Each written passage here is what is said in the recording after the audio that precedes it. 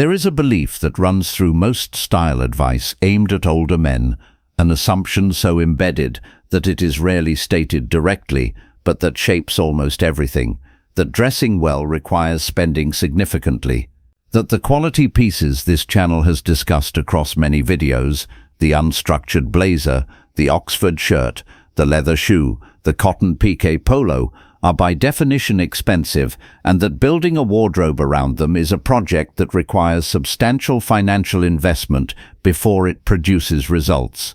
That assumption is wrong, not because quality does not cost more than mediocrity, it does, but because the gap between a wardrobe that looks sharp and one that does not is almost never a gap in spending. It is a gap in decision-making, and the specific decisions that produce a sharp, coherent, timeless wardrobe, the right fit, the right color, the right piece in the right register, are decisions that can be made at a wide range of price points. The man who makes poor decisions with a large budget will always be outperformed by the man who makes good decisions with a modest one. This video is about building the foundation of a sharp wardrobe after 60 on a deliberate, realistic budget, not a wardrobe of 50 pieces.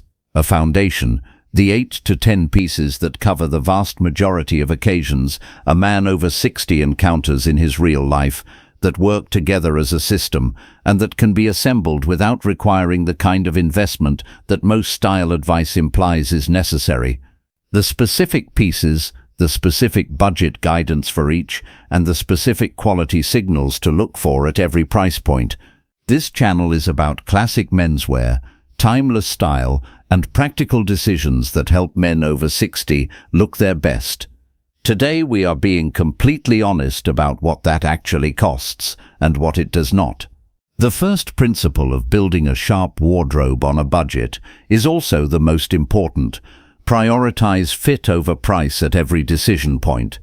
A well-fitted piece in modest fabric will always look better than a poorly fitted piece in excellent fabric.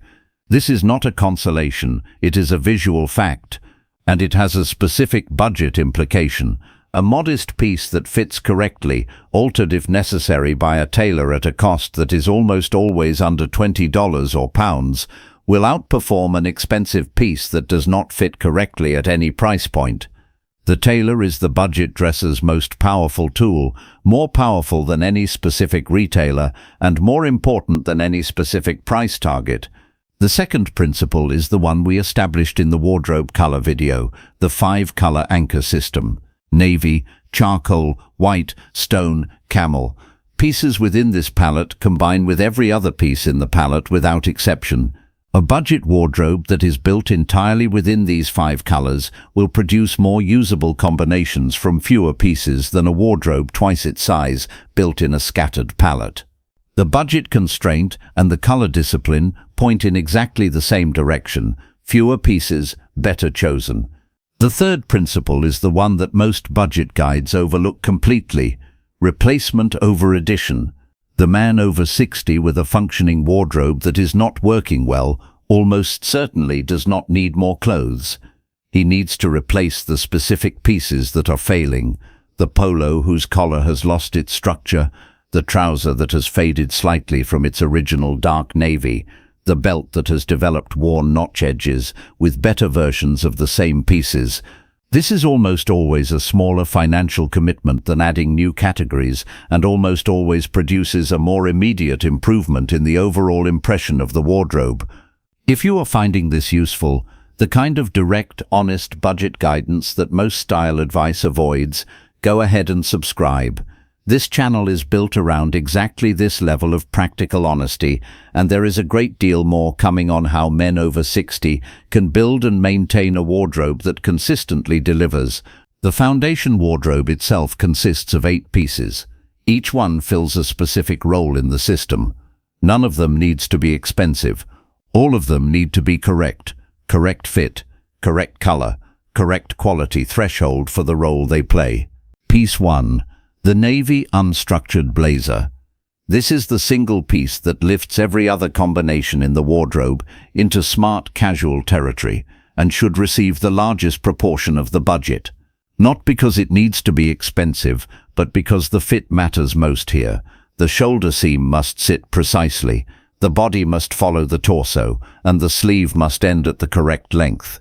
A navy unstructured blazer at a mid-range price point that fits correctly will outperform an expensive one that does not.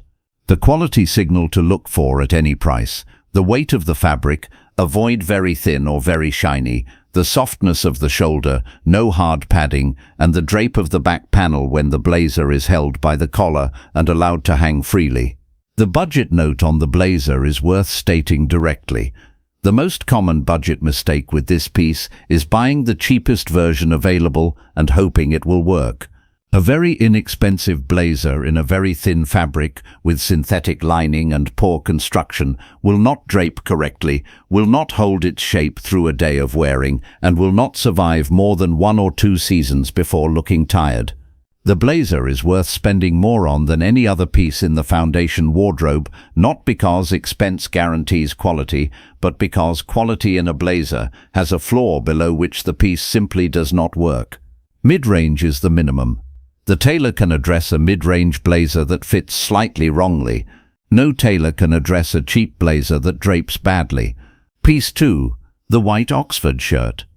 At almost every price point, white Oxford cotton is available in a quality that performs well over multiple years of wearing. The quality signal: the weight of the Oxford weave, heavier is better than lighter, and the feel of the collar, it should feel structured rather than limp when held flat. The fit rule: the shoulder seam at the natural shoulder point, the collar comfortable but not loose, the body following the torso without ballooning. Piece 3. The dark navy or charcoal straight-leg trouser. At budget price points, the most important decision is the cut rather than the fabric. A straight-leg cut in a mid-weight fabric that holds its shape through a day of wearing is the target. Avoid very light fabrics that lose structure after sitting. The specific budget decision on the trouser is this: buy at whatever price point produces the right cut, then invest the savings in a tailor appointment if the fit needs adjustment. A $20 tailor appointment that hems a $40 trouser to the correct break and takes in the seat slightly will produce a better result than a $150 trouser bought without adjustment. The tailor is the budget wardrobe's most reliable return on investment, and the trouser is the piece where the tailor's contribution is most visible and most consistent. Piece 4. The white or stone cotton piqué polo. At budget price points, cotton piqué is widely available in a quality that maintains collar structure through multiple washes. The specific quality signal: press the collar flat and release it. If it springs back flat, it will maintain structure. If it droops immediately, it will not. The fit rule: the shoulder seam at the shoulder point, the body following the torso without excess fabric, the sleeve ending in the middle of the upper arm. Piece 5. The dark navy straight-leg jean. The budget case for the dark jean is strong. Denim at every price point can be found in a good dark indigo that holds its color through dozens of washes if washed correctly. Cold water, inside out, air-dried. The quality signal at budget price points is the weight of the denim and the quality of the dye, which can be assessed by looking at the inner seam in strong light. The fit rule is the same as the trouser. Piece 6 and 7. The leather shoes. 2 pairs, a dark brown derby or Chelsea boot and a tan suede penny loafer. These are the pieces where budget discipline is most likely to produce a visible quality problem. Very inexpensive leather shoes tend to have synthetic soles, synthetic linings, and bonded rather than full-grain leather uppers, all of which are visible at close range and all of which deteriorate faster than quality leather. The target at a budget price point is genuine leather upper with a rubber sole, not full grain necessarily, but genuine leather.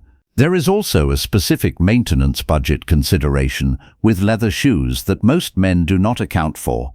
A quality leather shoe maintained correctly, polished regularly, stored with shoe trees, resoled when the sole wears rather than discarded, will last many years and amortize its initial cost to a very low per-year figure. A cheap leather shoe that is not maintainable because the leather is bonded and will crack rather than polish will need replacing within 1 or 2 seasons and costs more over time than the mid-range alternative. The shoe is the piece where buying once at mid-range is almost always cheaper than buying twice at budget. Piece 8. The slim tan leather belt. At virtually every price point, a slim tan leather belt with minimal hardware is available.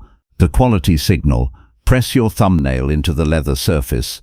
Full-grain leather will show a mark and then slowly recover. Bonded leather will crack or feel plasticky.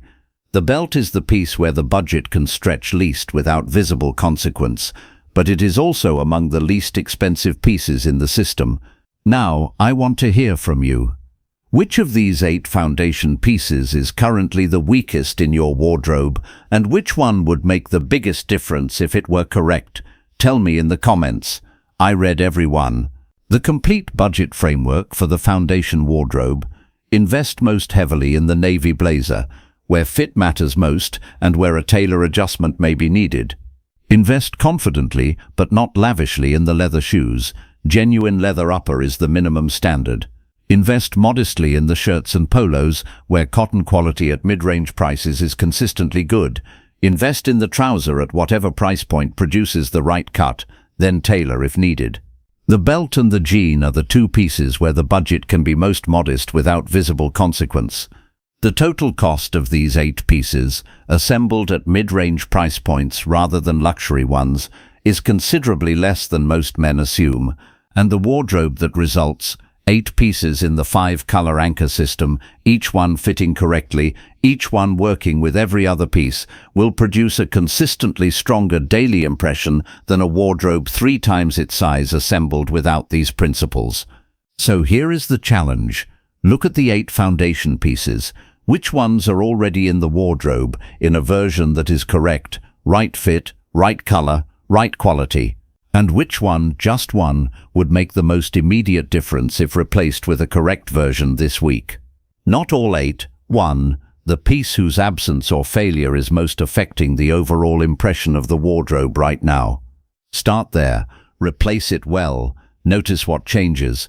If you found this useful, subscribe and share it. This is exactly the kind of honest, practical wardrobe guidance that most men over 60 never receive directly. In the next video, we are going into the grooming decisions that make the biggest difference to how men over 60 look: the haircut, the beard, and the small details that frame the face and determine the overall impression before a single piece of clothing registers. You will not want to miss that one.